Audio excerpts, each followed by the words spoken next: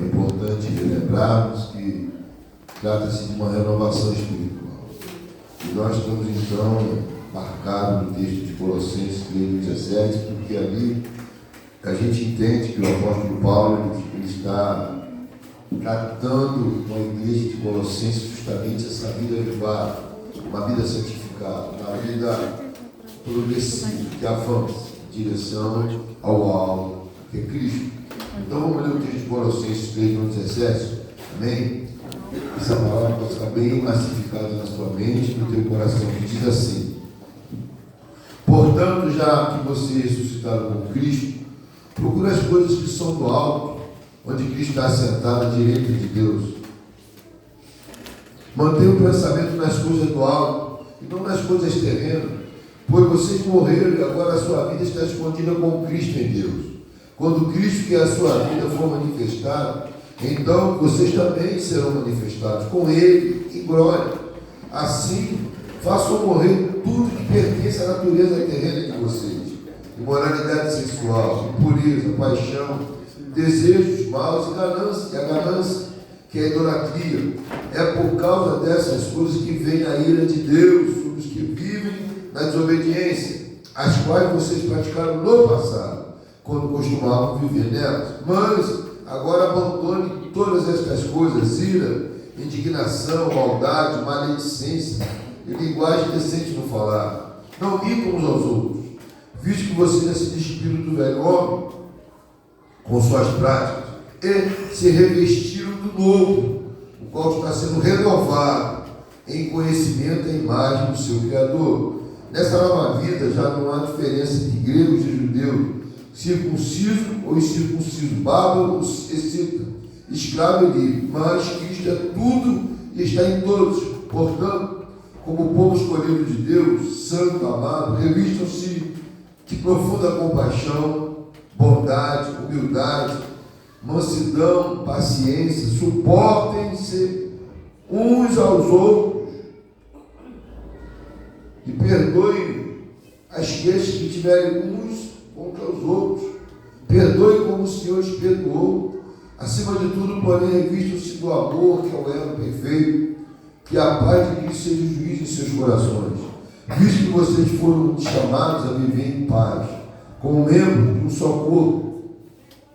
E sejam agradecidos, e habite ricamente em vocês a palavra de Cristo. Ensine, aconselhe-se uns aos outros com toda a sabedoria, e cantem salmos, hinos e cânticos espirituais com gratidão a Deus em seus corações. Tudo que fizerem, seja em palavras ou em ações, façam em nome do Senhor Jesus, dando por meio dele graças a Deus. Nós já falamos, temos destrinchado esse texto, não tem a presunção de achar que a destrinchão foi inteiro, que a Bíblia se renova, mas já falamos alguns pontos. Verso 1, verso 2, nós falamos sobre uma vida renovada começa em nossa mente, na nossa maneira de pensar. O verso 3 e o verso 4, nós ministramos que a vida de Cristo só se manifesta a nós quando morremos. O verso 5, a gente aprendendo, precisamos conhecer as nossas fraquezas humanas e não as alimentá-las, pelo contrário, precisamos fazê-las morrer. Versos 6 e 7, aprendemos aqui que voltar às práticas de desobediência passadas, em vez de atrairmos a bênção do renovo, estamos despertando a ira do Senhor. No verso 8, a gente vimos também como é importante o nosso testemunho com as pessoas que nos cercam. Precisamos nos livrarmos de práticas que não glorificam a Deus. Verso 9, falamos, domingo pela manhã, que a mentira nos aprisiona no velho homem, não deixa a gente prosseguir. Ficamos sempre batendo na trave. E à noite falamos no verso 10, que é se revestir do novo homem, criado para ser a semelhança de Deus em justiça e em santidade proveniente da verdade. Falamos que a renovação impulsa o novo homem a ser a semelhança de Deus em justiça e santidade proveniente da verdade. E agora nós vamos falar no verso 11. Eu quero ler o verso 10, novamente o verso 11. Então a gente dá seguimento àquilo que nós estamos falando já há algum tempo. Diz assim, versos 10 e 11. Eles se revestiram do novo, o qual está sendo renovado em conhecimento e imagem do seu Criador. Verso 11. Nessa nova vida, já não há diferença entre grego e judeu, circunciso e incircunciso, bárbaro e cita, escravo e livre, mas Cristo é tudo, está em todos. Vamos orar? Pai, eu quero em nome de Jesus te agradecer pelo privilégio de poder estar aqui, estar nesse lugar cheio da tua presença, que o temor que é devido não se aparte do meu coração, não deixe eu colocar a minha esperança, a minha firmeza em nada daquilo que é efêmero, mas que o temor que é devido me leva a depender cada vez mais de ti, que o Espírito Santo se manifeste trazendo luz, entendimento da tua palavra, e que ela possa ser, consolidada nos corações, onde a sua palavra não caia no vazio, onde a sua palavra possa gerar em nós esse renovo, essa nova vida que tantos precisamos nesse tempo tão difícil. Deus, fala conosco, fica conosco e damos a ti toda a honra e glória que lhe é devida. A igreja diga amém. Amém. Deixa eu beber uma água aqui.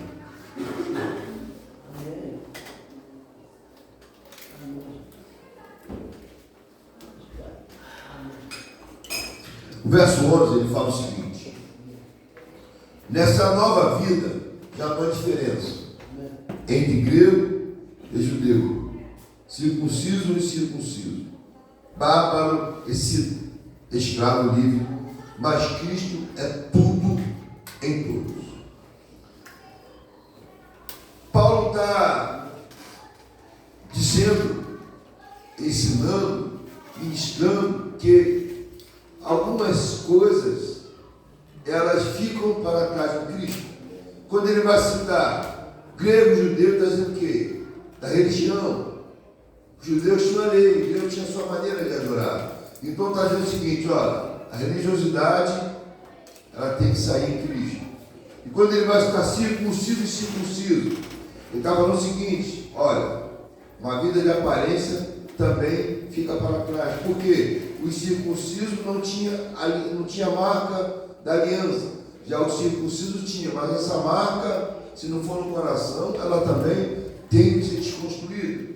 E quando ele vai citar então os bárbaros, cita escravo e livre, quem são eles? Bárbaros são aqueles que eram os nômades.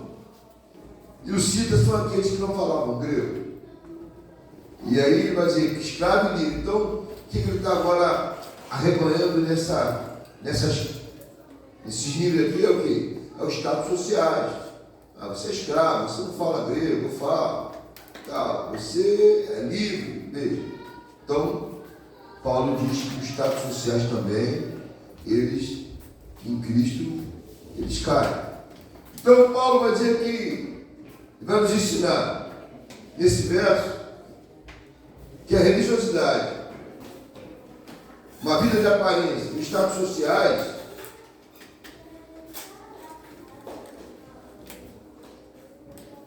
ficou para trás na velha vida. Eles ficam para trás. Porque ele vai dizer, em nossa nova vida, essas coisas, elas não somam, elas não contribuem e elas não levam a gente a se desenvolver espiritualmente. Porque essas coisas elas estão arraigadas no quê? No velho homem. E tudo que nós fazemos e estabelecemos arraigado no velho homem é construir uma casa na areia. E ele vai terminar o verso 11 dizendo o seguinte, olha, Cristo é tudo em todos. Então veja, em Cristo a religiosidade tem que sair, em Cristo tem que sair a vida de aparência, uma marca somente, circuncisão. Em Cristo tem que sair colocar a minha vida, entender que o meu estados sociais é hiper importante. Não é. Paulo está dizendo que numa vida renovada, num novo homem, Cristo tem que ter a prioridade máxima. Por isso que ele diz, Cristo tem que ser tudo. Veja, ele não fala que Cristo tem que ser alguma coisa. Cristo tem que ser tudo. Tudo. Tudo. E em todos. Porque numa vida renovada, Cristo tem que ter a prioridade máxima. É isso que Paulo está dizendo. E o mais interessante para nós é que Paulo coloca todo mundo no mesmo nível. Ele coloca judeu, grego. E circunciso, circunciso. Cita ou bárbaro. Escravo ou livre, veja. E nivela. Ele não coloca escalamento. Escalamento, não. Escalamento não. Ele não coloca nenhum tipo de escala. Nivela, todo mundo. E até hoje é assim. E até hoje é assim. Todos nós estamos sob o pé da igualdade diante de Cristo. Pois amém? Amém. Agora tem um texto que eu queria ler com os irmãos. Você pode dar para mim, João? Para mim, por favor. Mateus 5:45. Que esse texto ele vai trazer a transfiguração do texto para uma realidade, talvez, que a gente precisa ser confrontado com ela. Olha o que diz. Para que vocês venham a ser filhos do seu Pai, que está nos céus, porque ele faz raiar o sol sobre maus e bons, e derrama chuva sobre os justos e sobre os justos. Segunda parte, porque ele faz raiar o sol sobre maus e bons, e derrama chuva sobre os justos e sobre os justos. Então, o texto está dizendo que Jesus, ele faz chuva, ele traz chuva sobre o justo, e o sol é para todos. Amém ou não amém? Agora tem um detalhe que a gente precisa atentar. Deus manda o sol para o justo, a chuva para o justo. Mas tem um detalhe, irmão. Aqueles que priorizam Cristo como Senhor no seu coração é diferente diante do sol e da chuva. Ele manda sobre todos. Agora, quem prioriza uma vida com Deus, o desfecho é diferente daquele que não prioriza. É por isso que a gente está dizendo. Por quê? Porque aí você me vê, pai, por que alguns avançam, outros não avançam? Por que alguns caminham em Cristo e outros param no caminho? Por que alguns vão até a metade? Por que alguns nem saem do lugar? Por que alguns estão ao mesmo tempo naquela mesma posição? Se Cristo dá a mesma condição a todos. Se Cristo coloca todos sobre o mesmo nível, sobre o mesmo pé de igualdade. Por que alguns vão e outros não vão? Por que alguns chegam em algum lugar que outros não chegam? E não são lugares exclusivos, são lugares que o outro chegou, mas o outro não chegou. Por quê? A diferença é porque não priorizam Cristo. É verdade. O que leva a gente a não sair do lugar, ou que leva a gente, podemos dizer, a avançarmos, é priorizarmos Cristo como tudo em nossa vida. O texto é claro, tudo. Paulo é bem radical. Por quê, pastor? Porque as coisas no Evangelho, se não for radical, elas não têm, ela perde a sua substância, seu tutano. O Evangelho fragmentado, Paulo vai dizer que o Evangelho que se perde é para aquele que se perde. O Evangelho ele é compacto. A vida com Cristo ela não é uma vida, ela me dá escolhas, mas ela também aponta a melhor escolha.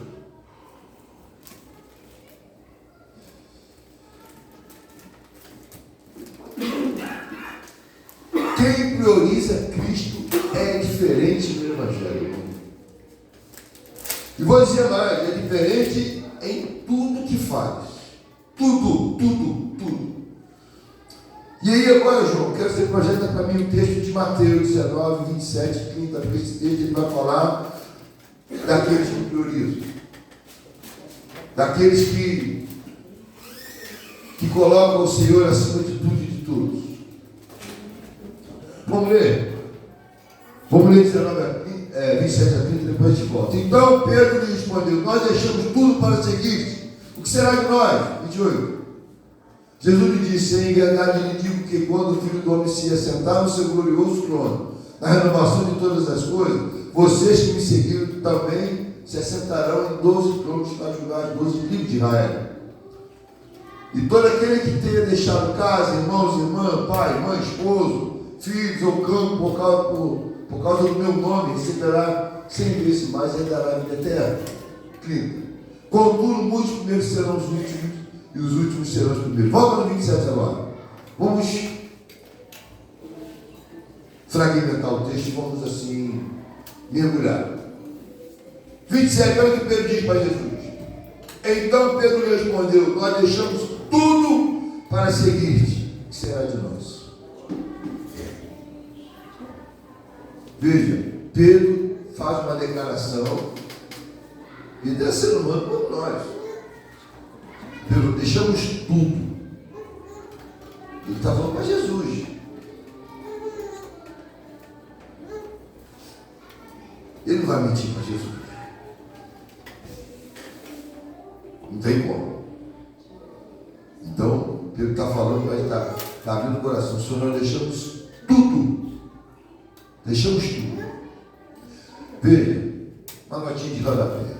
Ele disse que deixou tudo, mas Pedro deixou de viver. Pedro deixou de ser casado. Pedro deixou de comer. Deixou de ser gente. Mas deixou tudo. E aí eu aprendo o seguinte, irmão. Jesus é o nosso tudo quando nós deixamos tudo por causa dele.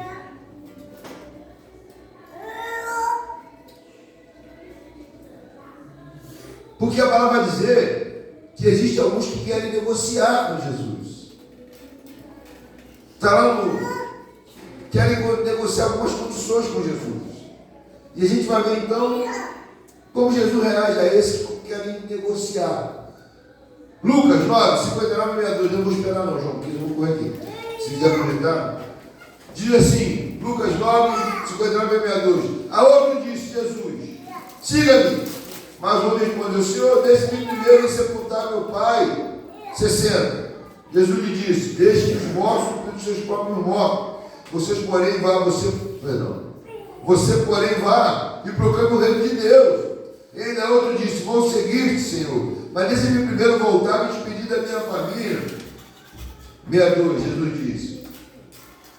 Jesus respondeu: ninguém que põe a mão no arado e olha para trás é apto para o reino de Deus. Então a gente percebe aqui, veja, Pedro diz que levou tudo, e Jesus sabe quando a gente deixa tudo. Agora tem alguns aqui que tentou negociar com Jesus. Negociar de que maneira? Primeiro aqueles de 20 e 59, Jesus falou: siga-me. Mas respondeu: Senhor, deixa-me ir primeiro. Olha o que ele coloca para Jesus: deixa-me ir primeiro. Tirou Jesus do primeiro lugar. Quer negociar com Cristo. E o verso 61 vai dizer: ainda outro disse: vou seguir-te. Senhor, vou seguir-te, mas deixa-me ir primeiro. Então você veja que todos os dois aqui tentaram trocar o primeiro lugar com Jesus. Colocar em primeiro lugar os seus desejos pessoais, as suas necessidades pessoais. Pastor, mas é uma necessidade real. Nenhuma necessidade é mais real do que Jesus na nossa vida, irmão. Não pode ser. Ele é tudo para nós, ele é tudo, não é nada.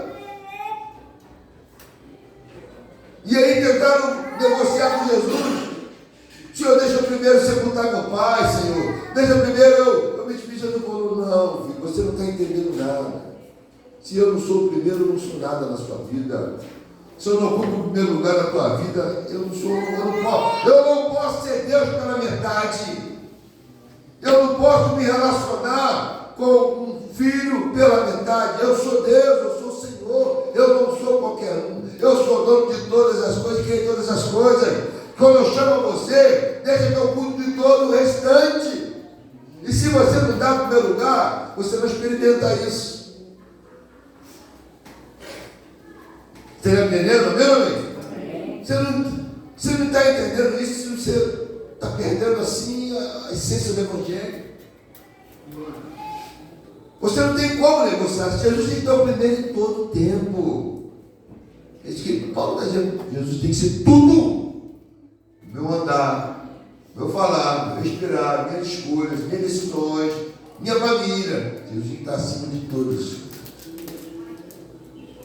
Ele não quis andar no primeiro lugar, Jesus. Senhor, deixa aqui primeiro. Talvez a gente precisa repensar algumas coisas na nossa vida.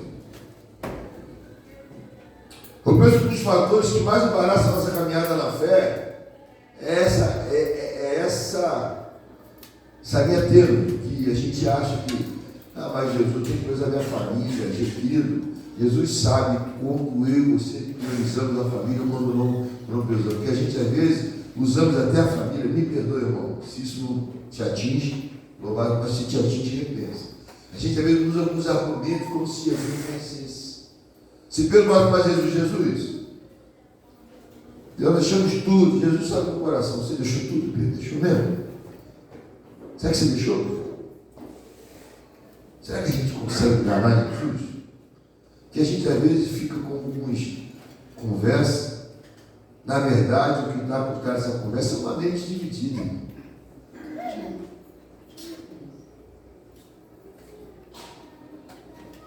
A gente não tem como negociar com Jesus. Não há. Olha o que ele diz para Jó.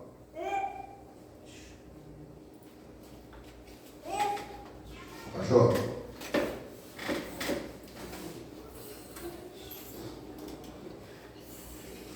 Não, para Jó vai vir outra parte. Olha o que ele diz em Romanos 11:36. Põe para mim. A gente canta muito isso. Olha o que ele diz. Cadê o toque, João?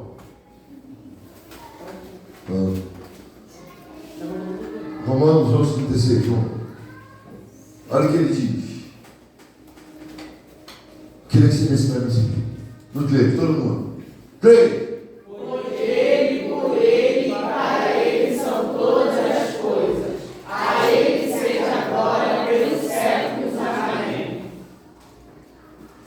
Dele, por ele e para ele são o quê?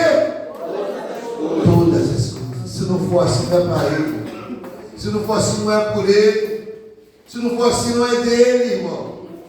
Você está entendendo isso? Não dá para negociar com o dono da vida. Não tem como.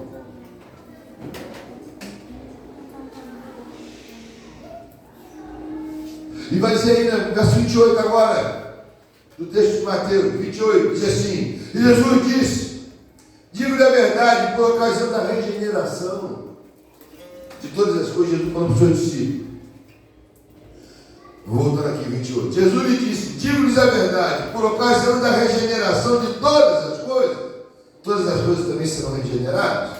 Quando o Filho do Homem se assentar em seu trono glorioso, vocês que me seguiram também se assentarão em 12 tronos para julgar as 12 tribos de Israel. Jesus está dizendo que aqueles que deixaram, aqueles que o seguiram, são aqueles que seguiram aquilo, quer dizer, está no bolo não, tá, gente? Por favor. Seguir aqui, Jesus está falando para os seus íntimos. Seguir aqui é deixar ele fazer a sua vontade e fazer a dele. Não é seguir Jesus.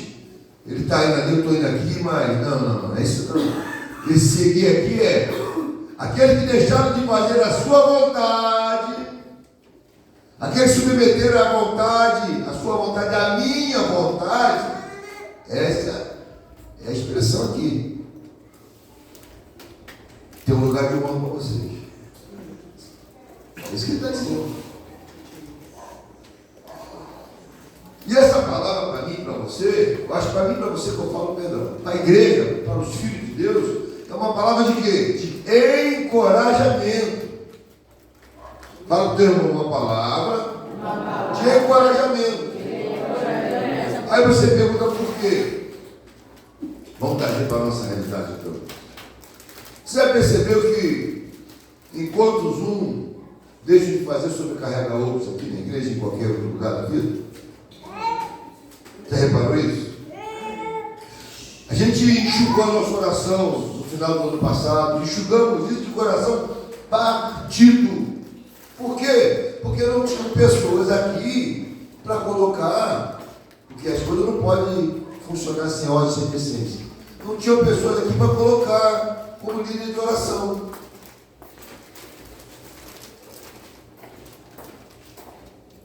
Não tinha, você apresentou uma viva alma, dizendo: eis-me aqui. Só para liderar uma hora de oração na igreja na qual nós congregamos. E outros sobrecarregam. A outra chega aqui de manhã, está o Sandro aí, que eu até me emocionei, porque alguém que a gente vê diuturnamente aqui, tem as suas limitações, tem as suas fraquezas, mas está aí orando, do jeito dele, a maneira dele, mas é esses que eu creio que atraem a presença de Deus. Porque se coloca. Talvez ele está aí 1 ou 2 dias, mas se alguém dividisse o bolo com ele, talvez ele não sobrecarregaria tanto o sangue. Ou outra pessoa. E não é se colocar de qualquer maneira, não. Se colocar para abençoar, ou seja, assumir a postura e honrar. É isso que a gente precisa. A gente não quer número, a gente quer compromisso.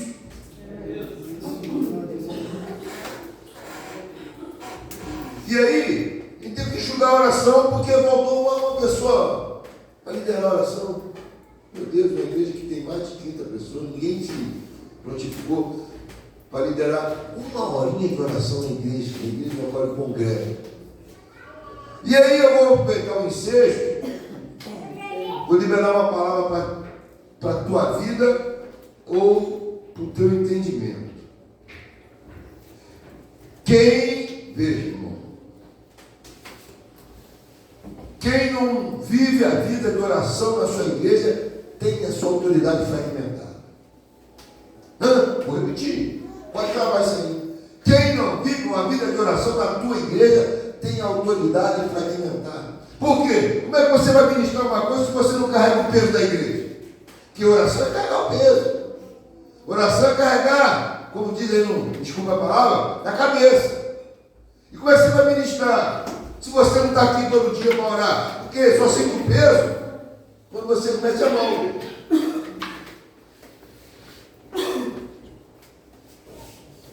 E aí você não vem. Como é que você vai ver? Como é que vai sentir a dor?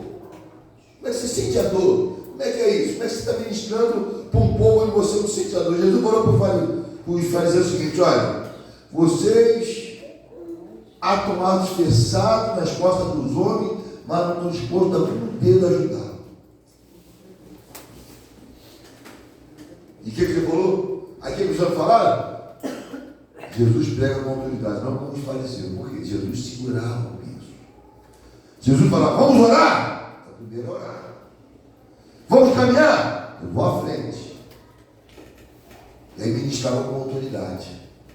Jesus, quando pegava para falar como homem, já esperava a autoridade, porque ele era o primeiro a pegar. Se você não ora na tua igreja, tu sobe até pelo altar, e como é que você vai falar? Gente, vamos crescer. Como é que você vai ministrar crescimento na tua igreja se você não vem na oração? Me responda. Como é que você vai ministrar avivamento se você não vem na oração? Tudo começa pela oração. A oração é a via que leva a gente a Deus. Não tem essa, irmão. Não tem como fugir disso. É por isso que alguns crescem, porque me entra nessa via. E quem entra nessa via, por certo, vai encontrar. Jesus, quem entra por mim, vai encontrar pastagem, vai sair, ou seja, vai ser fortalecido, vai avançar. É assim que funciona.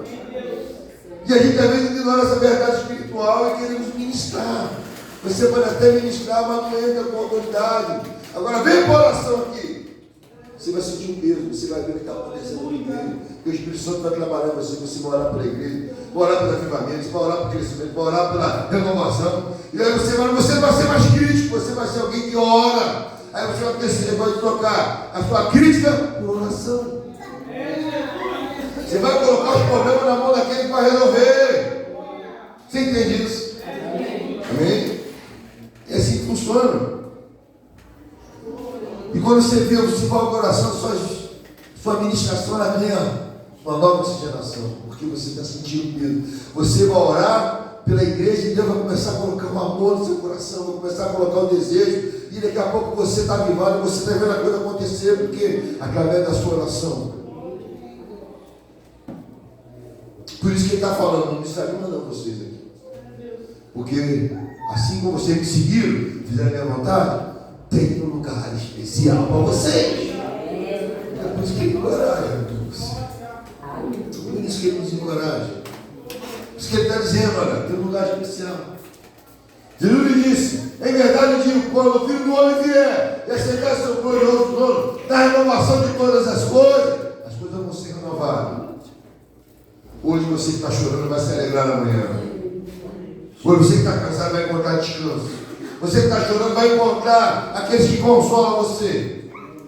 Ele vai dizer, olha, todas as coisas, vocês me seguiram, fizeram a minha vontade, também se assentaram em 12 tronos. Trono aqui significa que você vai ser melhor, mas vai ter um lugar de honra na presença de Deus.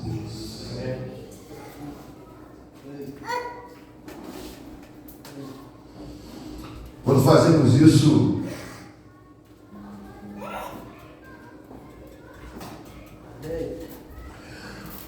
e ele vai dizer,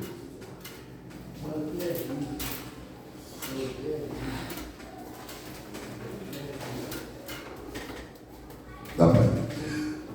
Diz que ele manda minha, diz que é uma palavra de encorajamento.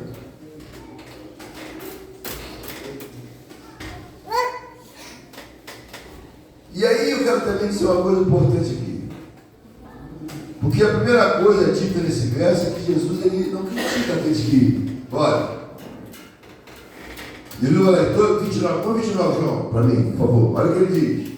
E todo aquele que tenha deixado casa, irmãos, irmã, pai, mãe, esposa, filhos ou campo, por causa do meu nome, receberá 100 vezes mais e entrará na vida eterna. Veja, Jesus não critica. Jesus não chega lá para, pô Pedro, por que tu largou tua casa, Pedro? Por que tu largou teu irmão? Ele não critica isso. Ele recebe esse ato como adoração. Veja como é que ele recebe. Veja como é que é o ato que Jesus recebe. E aí eu lembro que eu falei semana passada de Caim, que Deus não recebeu o quê? Caim, nem a sua oferta, porque a atitude de Caim estava ruim, a oferta, quando a atitude é ruim, a oferta está ruim. Não tem como uma atitude ruim dar uma oferta boa. E aqui Jesus como Deus recebe a oferta, olha. E aquele que tenha deixado, abriu mão, de quê, pastor? Casa. Jesus fala, não, tá? Irmãos, irmãs, pai, mãe, esposa, filhos ou campo.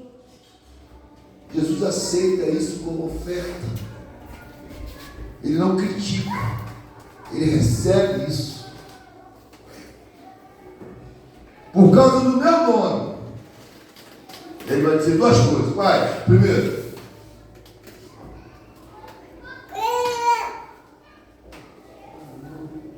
receberão o quê? Por que 100 vezes, irmão? Aleluia. Querido, a Bíblia não é um livro de numerologias. Por favor, desconstrói isso. Mas alguns números, elas apontam, como eles são recorrentes, elas apontam para um determinado fim. O número 100 na Bíblia, ele tem a ideia de quê? De prêmio, com prêmio. Você se lembra da parábola das 100 ovelhas? Quantas fugiu? Tinha quantas? Ele foi atrás de quem? Ele está faltando um número. Jesus veio. 100 aqui significa o quê? Tem que estar completo, perfeito, perfeição. Nada pode se perder. Plenitude. Outra passagem também que nos remete ao número 100, é qual? Jesus diz que aquele que ouve as suas palavras vão dar fruta 100, 30 a 60 por um. Ou seja, vão dar fruto que na sua plenitude. 100 significa plenitude. 100 significa que você está vivendo as maiores e ricas bênçãos de Deus.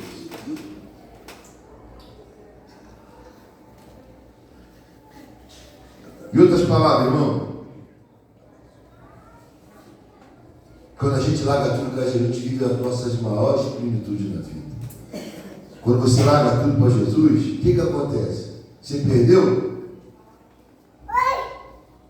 Pelo contrário, você ganha.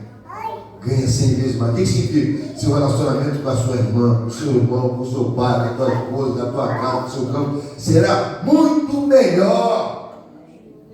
Será mais grandioso. Por quê, pastor? Porque aí tem a mão de Deus te conduzindo. Aí já não é mais a sua vontade, é a vontade do Pai sobre a tua vida. Aí já não é você construindo o relacionamento, é Deus à frente construindo o relacionamento para você, em você, através de você. E quando Deus age através de nós, é melhor que a gente pode ver. Você pode dizer amém? Amém. Aleluia. Por isso que ele disse a igreja. É plenitude. Vai ser algo perfeito. Nossos relacionamentos serão perfeitos. E herdarão a vida eterna. O que acontece aqui, pastor?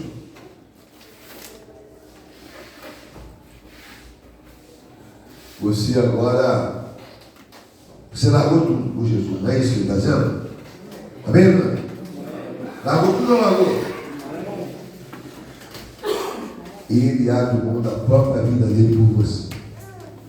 Isso é verdade. Por que herdou? Porque ele entregou-se na cruz para mim e para você. Você largou tudo.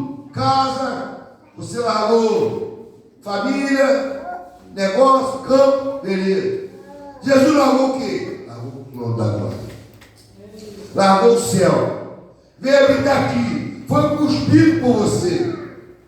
Ele foi moído por você. Ele foi apedrejado. Ele foi naquela cruz. Ele largou o quê? Você largou somente sua casa. Ele largou a glória dele. Para quê? Da vida inteira, mas que está dizendo, você vai herdar, eu vou dar, herança do Pai, porque você largou tudo e largou o quê? O trono da glória, aleluia. Irmão, já viu quem largou com você? Já viu? Jesus, quando lá para o Senhor, me glorifica que agora eu tinha desde o início, ele largou a glória dele. Você largou somente sua casa, ele largou a glória. Você largou somente seu trabalho, largou a vida. Deus morreu na cruz para mim, para eu e você ficar na vida eterna. Tem comparação? Fala a verdade. Você vai comparar seu lar? Não, larguei minha casa, larguei minha família. Ele falou, tudo bem, pode largar. Calma, maior. Eu vou largar minha glória, minha vida para te dar a vida eterna. Glória a Deus. Largar tudo por Jesus, largar tudo por você. Ele desceu por causa de mim e de você. Largou a glória dele. Foi na cruz. E nos deu a vida eterna. Herança. Graça. Favor. Vale a pena largar tudo. Ele largou tudo. E fechando aqui, vai dizer, contudo, muitos primeiros serão os últimos. E muitos últimos serão primeiros. O que eu aprendo? Para fechar a nossa fala, nem está preocupado.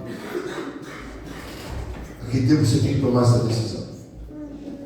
Talvez você está demorando muito para tomar essa decisão. Ou talvez você já tinha que ter tomado, não tomou.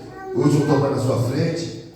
Para Deus não tem problema. Porque ainda que você tome a decisão por último ou pelo primeiro, há espaço para você na casa dele em nome de Jesus. Então, o que você precisamos aqui? Entender que isso não é uma competição, mas é uma decisão que precisa ser tomada com brevidade. É uma decisão que ela não pode ser marretada.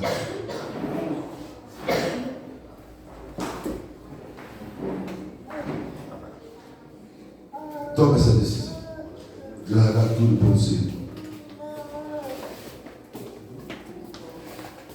E vamos entrar no gozo do nosso. Você pode dizer amém? Até aqui nos ajudou o Senhor. Por isso estamos alegres. Vamos terminar. Podia cantar aquela canção de novo, né? Glória a Deus, ficou bacana, né? Vamos terminar adorando o Senhor.